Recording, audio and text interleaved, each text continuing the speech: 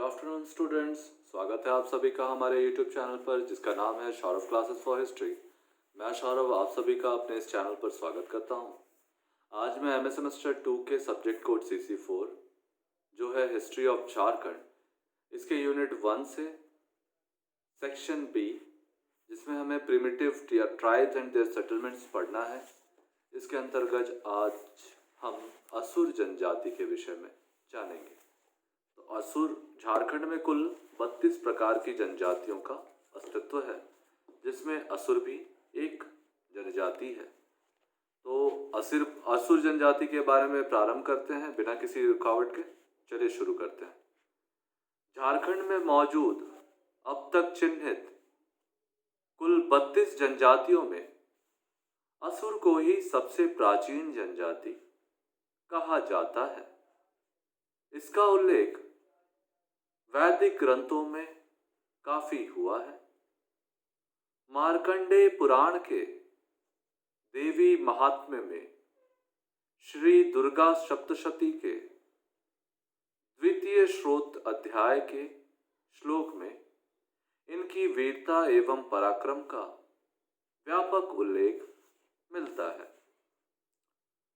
झारखंड में जिन 8 आदिम जनजातियों की पहचान की गई है, उनमें असुर भी एक प्रमुख आदिम जनजाति मानी जाती है। असुर प्रोटो ऑस्ट्रेलाइड जाति के हैं और ऑस्ट्रो एशियाटिक अर्थात अग्नेय भाषा से संबंधित मुंडा उपवर्ग की भाषा मलय अथवा असुरी का प्रयोग करते हैं। इनके अलावे ये हिंदी नागपुरी भाषा का भी व्यवहार करते हैं। असुरों के 3 उपविभाग या उपजाति पाई जाती है। पहला वीर असुर जिसे कोल कहा जाता है, दूसरा बिरजिया असुर और तीसरा अगारिचा असुर। ये 3 प्रकार की उपजातियां इनकी पाई जाती हैं। वीर असुर का प्रभाग अन्य कई नामों से जाना जाता है, यथा सोलका, थुप्पू, कोल, जाट आदि। कार्यालय रिकॉर्ड के अनुसार वीर असुर को ही जनजातीय नाम माना गया है, जबकि 2 उपविभागों को जिसमें बिरजिया और अगारिया है, इनका उपप्रकार माना गया है। असुर जनजातियों में 12 गोत्र पाए जाते हैं, जिन्हें ये लोग पारिस कहते हैं। ये गोत्र निम्नलिखित हैं, जैसे बेग, इदवार जिसका प्रतीक चिन्ह मछली होता है, टोपो, खसुर, केरकेटिप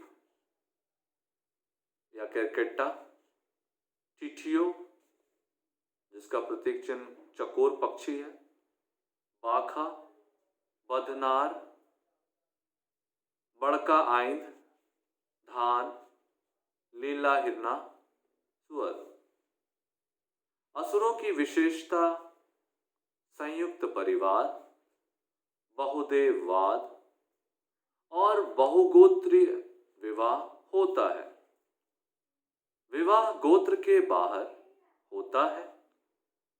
विवाह की तिथि का निर्धारण चंद्रकला पर होता है। विवाह के 3 मुख्य प्रकार हैं: विधिवत विवाह, डाली टका अथवा कन्या मूल्य विवाह और ढुकू विवाह। विधिवत विवाह में माता पिता या सगे संबंधियों द्वारा विवाह तय किया जाता है। डाली टका में लड़की का मूल्य चुकाकर विवाह किया जाता है और ढुकू का अर्थ है लड़की अपनी मर्जी से जिसके साथ चली जाए, अर्थात दोनों आपसी आपसी सहमति से जब विवाह करें उसे हम ढुकू कहते हैं। इसमें माता पिता की भूमिका नहीं रहती है। कहा जा सकता है कि ये एक पत्निक विवाह के साथ साथ बहुपत्निक विवाह पर भी विश्वास करते थे। वधू मूल्य विवाह में विधवा अथवा तलाक की स्थिति में वह मूल्य वापस करना पड़ता है। असुरों का निवास स्थान रांची, लोहरदगा, गुमला, सिंहभूम, धनबाद एवं सिमडेगा में है। राष्ट्रीय स्तर पर इनका निवास स्थल झारखंड और छत्तीसगढ़, मध्य प्रदेश तक ही सीमित है।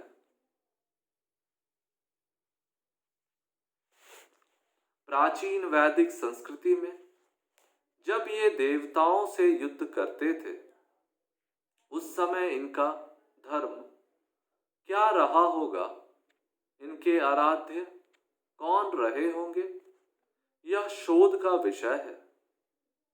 किंतु वर्तमान में ये सिंह बोंगा की आराधना करते हैं। जहां तक हमारी जानकारी है, सिंह बोंगा का अर्थ श्रेष्ठ देवता होता है। सिंह का मतलब श्रेष्ठ और बोंगा का मतलब देव होता है। श्रेष्ठ बोंगा अर्थात महान देवता या महादेव। कई जगह यह उल्लेखित है कि वैदिक काल में भी असुरगण महादेव की ही आराधना करते थे। सिंह बोंगा के साथ पेड़ पहाड़ आदि को भी ये देवता मानते थे। इनके देवताओं का सामूहिक पूजक बैगा होता है। आजकल अधिकतर असुर हिंदू धर्म में तथा इनके देवी देवताओं में भी विश्वास करने लगे हैं। इन्हें लोग जाट असुर कहते हैं। कुछ लोग ईसाई धर्म भी मानने लगे हैं। पंचायत का पदाधिकारी महतो बैगा गुड़ाइत होता है। इनके पर्व त्योहारों में सोहराय, सरहुल, फगुआ, नवाखानी, कथडेली, सरही, कुत्सी आदि महत्वपूर्ण है। सरही कुत्सी त्योहार लोहा गलाने के संदर्भ में श्राद्ध पूर्वक मनाया जाता है। असुरों का वस्त्र निर्माण प्राचीन पहनावे के अनुरूप अब नहीं बनाया जाता है। अब प्रायः सभी असुर धोती, लुंगी, शर्ट पैंट में ही देखे जाते हैं। जूता, चप्पल, गंजी आदि अन्य लोगों की तरह ये पहनने लगे हैं। असुरों का भोजन दो प्रकार का होता है।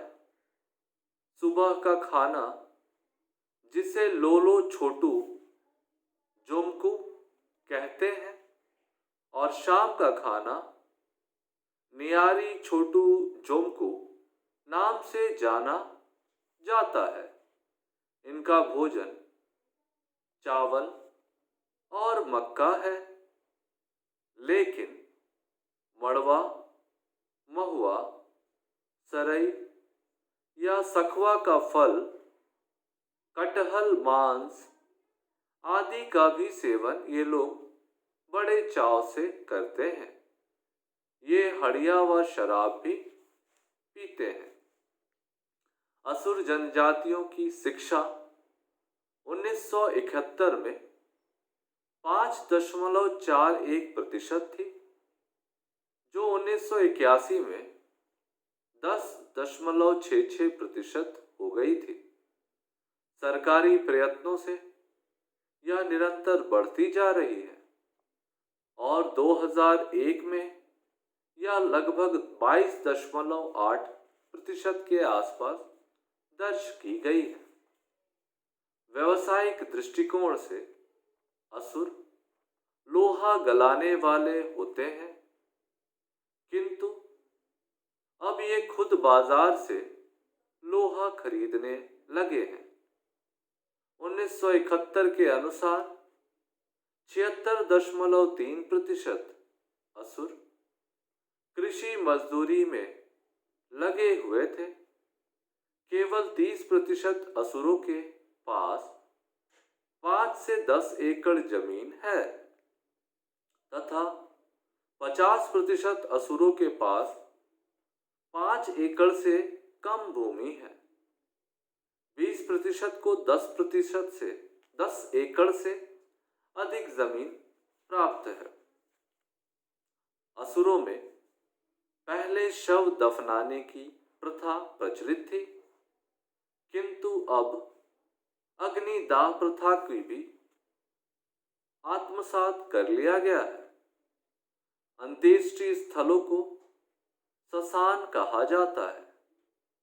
मृतक की स्मृति में एक बड़ा सा पत्थर गाड़ना इनकी परंपरा है।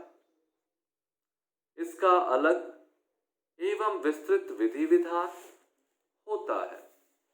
इस प्रकार से हमने झारखंड के कुल 32 जनजातियों में जो 8 आदिम जनजातियां हैं, उसमें से एक जनजाति अर्थात असुर जनजाति के बारे में अध्ययन किया। इस अध्ययन से हमें यह ज्ञात हुआ कि असुरों की कुल 3 उपजातियां होती हैं और ये लोग प्रोटो ऑस्ट्रेलियाइड जाति के लोग होते हैं।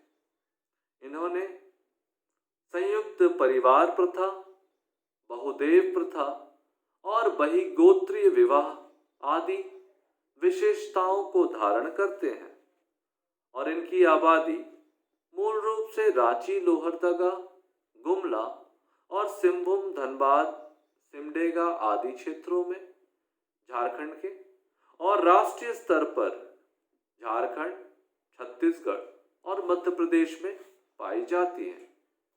इस जनजाति के चिन्ह आदिम ग्रंथों में भी देखे गए हैं, जिसमें इनकी व्यापक रूप से चर्चा की गई है। असुरों में भी शिक्षा का पहले काफी घोर कमी देखी गई थी, लेकिन धीरे धीरे सरकारी प्रयासों के कारण इनकी साक्षरता दर में काफी वृद्धि हुई है और झारखंड में इनका अस्तित्व काफी कम है। दरअसल इनकी संख्या काफी कम है, लगभग जनजातीय जनसंख्या का 0.14% ही यह पाए जाती हैं।